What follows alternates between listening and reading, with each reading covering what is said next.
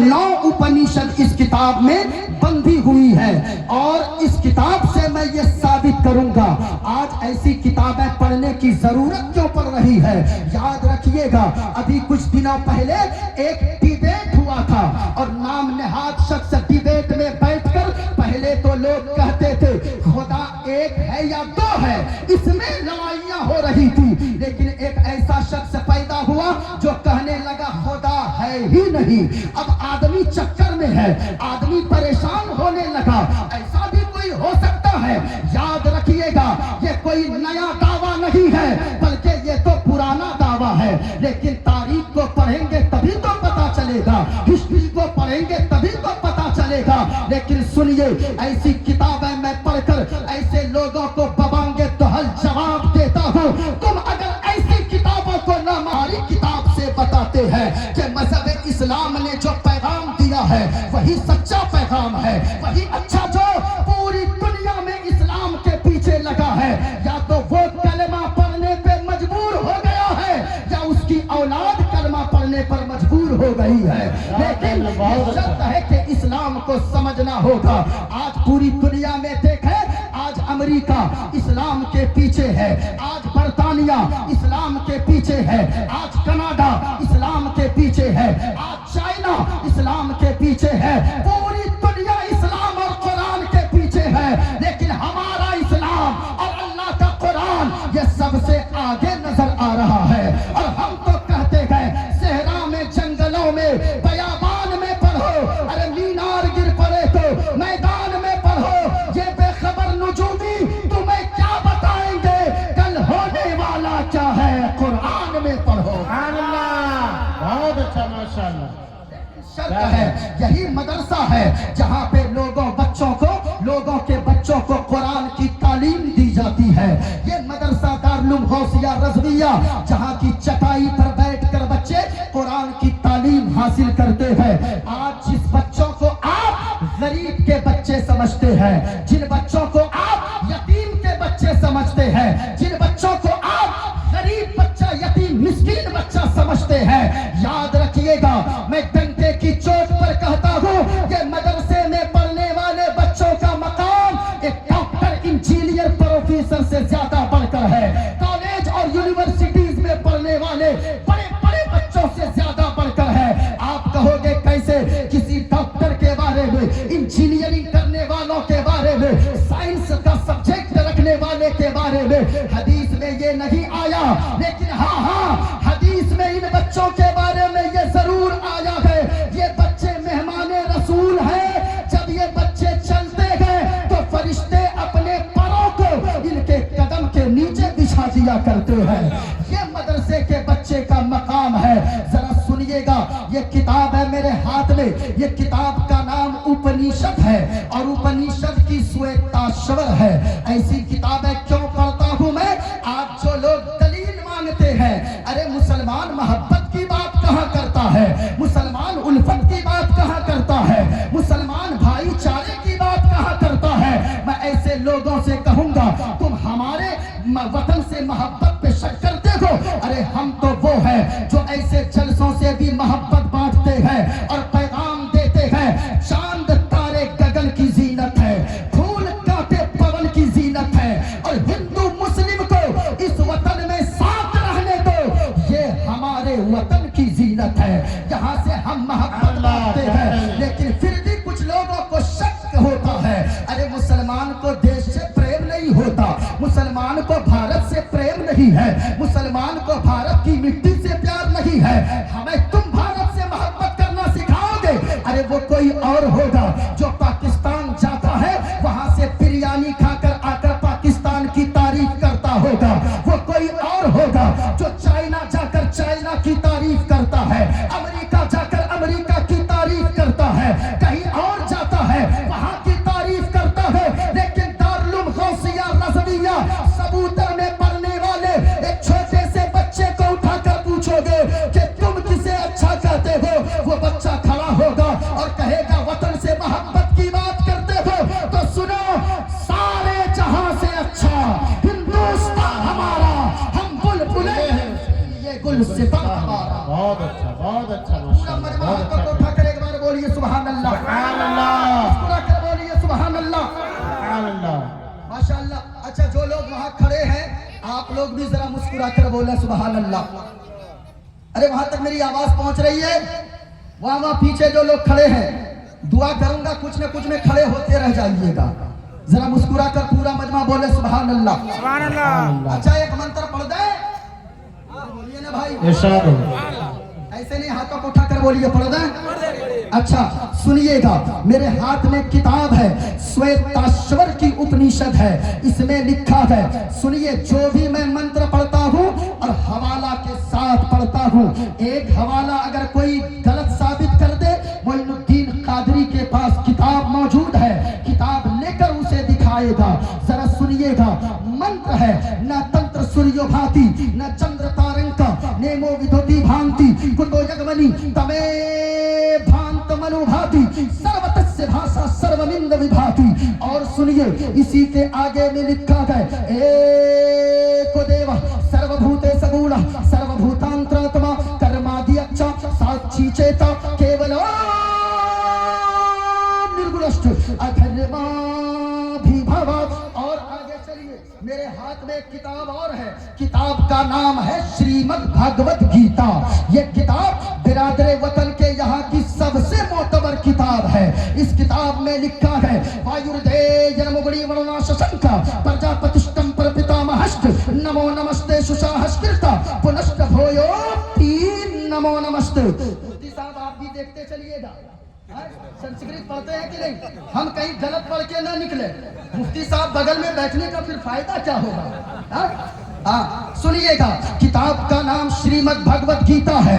Page number में बता दूं 154 है। इस पे लिखा है, वायुर्धेयर्मुगुणी वरुणा शशंका प्रजापतिष्ठम पर पितामहश्च नमो नमस्ते सुशाहस्कृता पुनश्च भोयोऽपि नमो नमस्ते।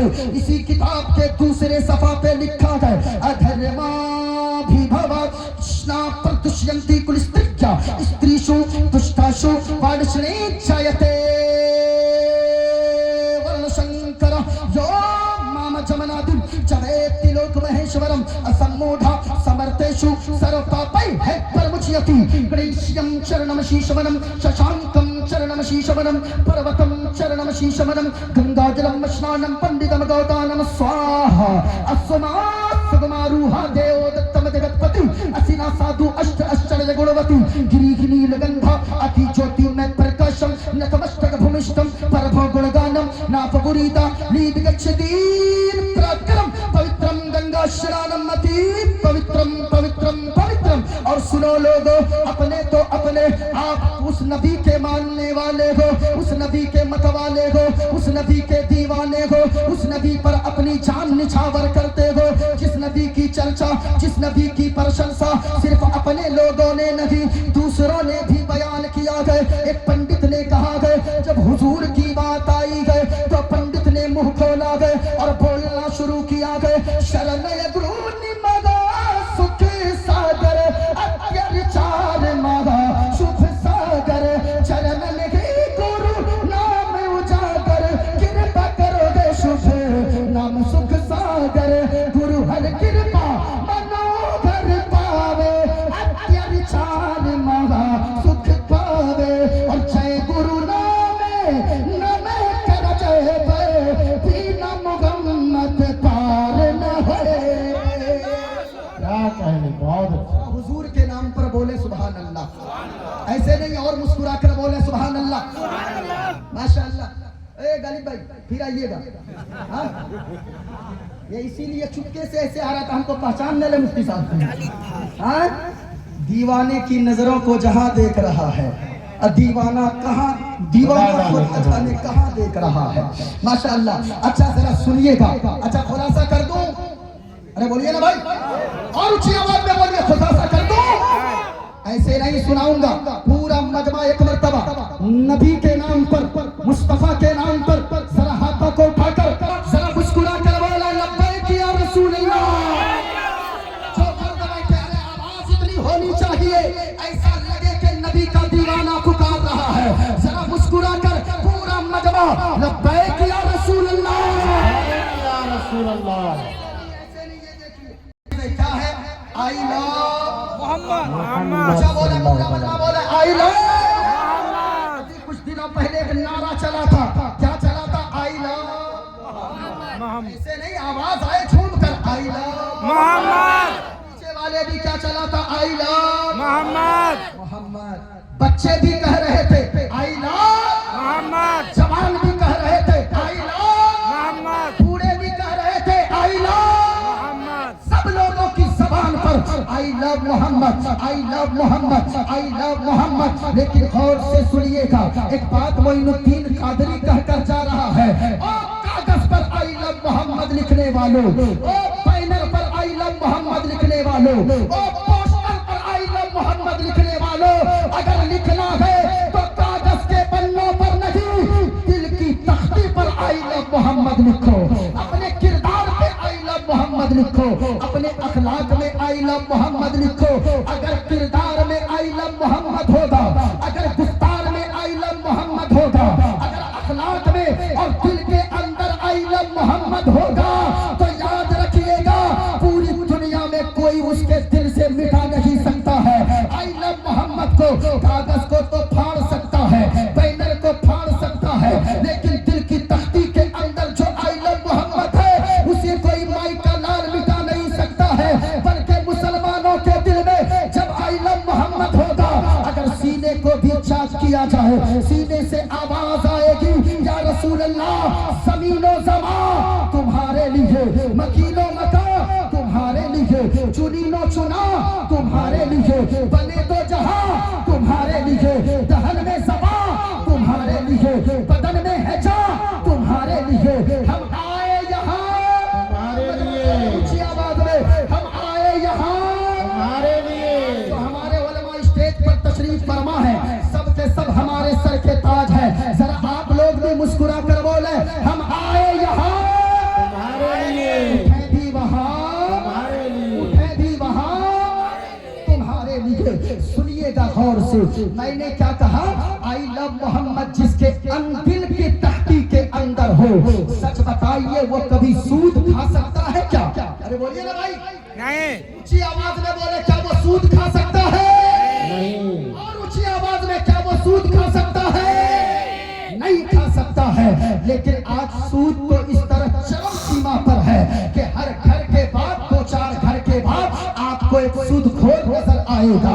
हालांकि कहा गया सूद का हल्का गुनाह ये है, मुफ्ती साहब तशरीफ फरमा है, जरा पूछिएगा कि सूद का हल्का सा गुनाह ये है कि आदमी अपनी माँ से 70 मर्तबा बदकारी करे। सूद का हल्का सा गुनाह है। और सूद खाने वालों, अब तो किसी की गरीब की बच्ची की शादी हो, वो भी सूद में वो बेचारा इधर उधर पैसा तलाश करना है, लेकिन वो इधर उधर पैसा नहीं पाता। लेकिन सूद का नाम सुनेगा, जिस सेठ के पास पैसे उस वक्त नहीं होते हैं कर्जा देने के नाम पर, उसके पास सूद देने के वक्त करोड़ों रुपए की प्रॉपर्टी हो जाती है, करोड़ों रुपए जमा हो जाते हैं। मेरे भाइयों, सूद मत खाया करो, बल्कि ये सोचो हलाल का एक लुकमा खाओ। अगर एक लुकमा हलाल का खाकर जिंदगी गुजारोगे, अगर अल्लाह राजी हो गया तो जमीन पे आराम मिलेगा, कब्र में आमना के लाल का दीदार नसीब होगा। सूद ना खाया करो। अच्छा एक बात और बताइए, जिसके दिल के अंदर आई लव मोहम्मद हो, क्या वो शराब पी सकता है? शराब को हाथ लगा सकता है? लेकिन आज मौलाना क्या इमाम साहब हर जुमा में समझाते समझाते थक गए, लोगों शराब न पियो, शराब तमाम बुराइयों की जड़ है। लेकिन लोग कहाँ मानने वाले, नौजवान ताकत के नशे में है। आज हमें कौन क्या बिगाड़ेगा? लेकिन याद रखना, मौलाना की तकरीर को सुनकर शराब को नहीं छोड़े हो, लेकिन आज मेरी तकरीर सुनो। कभी यहाँ से उठ के जब घर जाना, तकिया पे सर रख कर सोना और सोचना, अगर शराब तू पीता है, क्या तुझे पता नहीं है शराब पीते पीते कितने लोग दुनिया से चले गए? जिसका इंतकाल जवानी में हो जाता है, उसकी बीवी बेवा होती है, उसके बच्चे यतीम तो होते गए, लेकिन माँ बाप के बुढ़ापे की लाठी भी छिन जाती है। अरे तुम्हें तो माँ बाप के लिए बुढ़ापे की लाठी बननी है, तुम है। तुम्हें तो अपने बच्चों के लिए अच्छा बाप बनना है, उसके घर में कभी जाकर देखो। शराब पीते पीते जिनके गुर्दे खराब हो गए, जिनके फेफड़े सड़ गए, जब वो निकलता था तो दम दम करता हुआ चलता था, लेकिन जब बीमारी ने उसे घेरा, शराब पीते पीते उसकी किडनी खराब हो गई, उसके शराब पीते पीते गुर्दे खराब हो गए। जब जवानी में किसी का इंतकाल हो जाए ना, उनके घर में जाकर देखना, जिनकी बीवी का चेहरा मोहल्ले में किसी ने नहीं देखा था, उसके मौत के बाद उसकी बीवी का चेहरा पूरे गांव वाले देख रहे हैं, मजाक बनाते हैं, तरह तरह की तोहमत लगाते हैं, तरह तरह के ऐब बयान करते हैं। अब शौहर नहीं है, उसे मजबूर होकर बच्चों का पेट पालने के लिए घर से बाहर तो जाना होगा, लेकिन लोग तरह तरह की बुराइयों से तेरी बीवी को जोड़ेंगे। ईद का दिन होगा, कोई अपना नहीं होता है, ईद का दिन होगा, सारे बच्चे अपने बाप की उंगली को पकड़कर ईदगाह जाएंगे।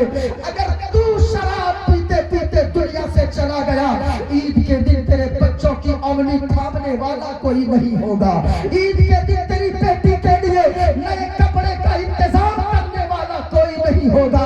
शराब मत पियो, अरे तुम्हें अपनी बीवी के लिए जीना है, तुम्हारे बच्चों के लिए जीना है, पूरे माँ बाप के लिए जीना है। अगर तू चला गया, तेरे बूढ़े माँ बाप का क्या होगा, तेरी जवान बीवी का क्या होगा।